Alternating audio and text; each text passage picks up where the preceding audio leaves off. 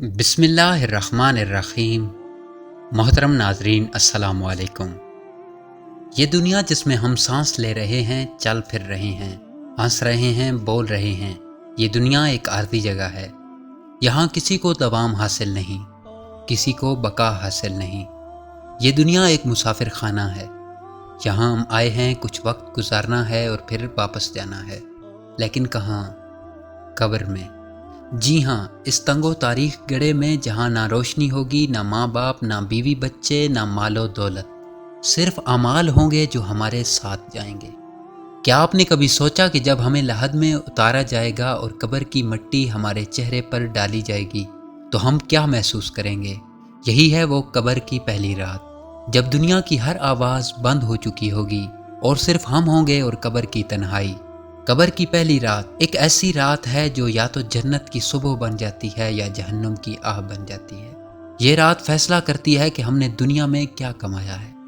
حضرت علی رضی اللہ تعالی عنہ فرماتے ہیں، لوگو اگر تم قبروں کے اندر دیکھ لیتے تو میں تمہیں روتا ہوا دیکھتا، ہنستا ہوا نہ دیکھتا۔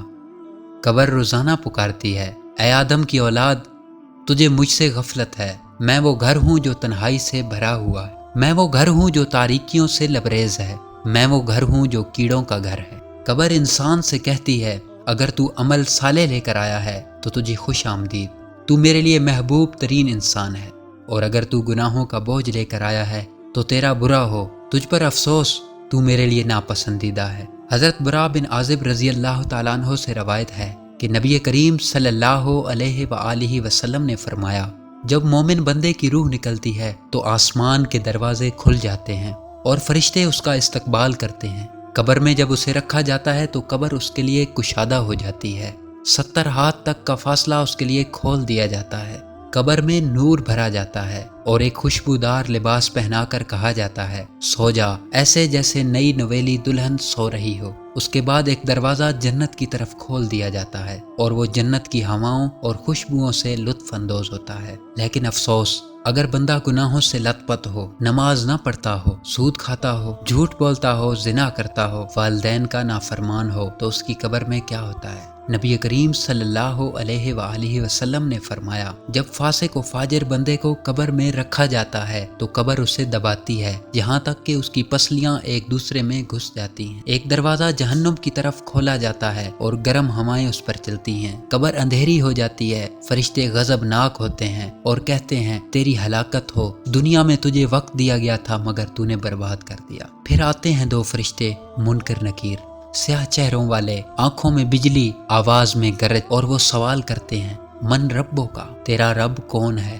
ما دینوں کا، تیرا دین کیا ہے؟ ما تقولو فی حاضر رجل، اس شخص کے بارے میں کیا کہتا ہے؟ نیک بندہ آسانی سے جواب دیتا ہے، ربی اللہ، دینی الاسلام، ہو رسول اللہ، اور گناہگار بندہ کہتا ہے، لا ادری، مجھے نہیں معلوم، میں کچھ نہیں کہہ سکتا۔ پھر قبر یا تو جنت کے باغوں میں سے ایک باغ بن جاتی ہے یا جہنم کے گڑھوں میں سے ایک گڑھا۔ نبی کریم صلی اللہ علیہ وآلہ وسلم نے فرمایا، قبر یا تو جنت کی کھڑکی ہے یا جہنم کا گڑھا۔ نیک کو جنت کی جھلک دکھائی جاتی ہے اور اسے کہا جاتا ہے، یہ ہے تیرا مقام، اگر تو صبر کرتا، نماز پڑھتا، نیکی کرتا۔ گناہگار کو جہنم دکھائی جاتی ہے اور ہر لمحہ قبر تنگ ہوتی جاتی ہے۔ ابن عباس رضی اللہ تعالیٰ عنہ فرماتے ہیں، قبر روزانہ فریاد کرتی ہے، اے ابن آدم، تو میرے اوپر ہنستا رہا، میں تجھ سے اندھیری ہوں، تو میرے اوپر کہے لگاتا رہا، میں تجھ سے تنگ ہوں، اب آ جا، تجھے اپنے اندر چھپا لوں۔ حضرت عثمان غنی رضی اللہ تعالیٰ عنہ قبر دیکھ کر اتنا روتے کہ داڑھی بھیگ جاتی اور فرماتے، اگر میں جنت و جہنم کے درمیان ہوتا اور مجھے معلوم نہ ہوتا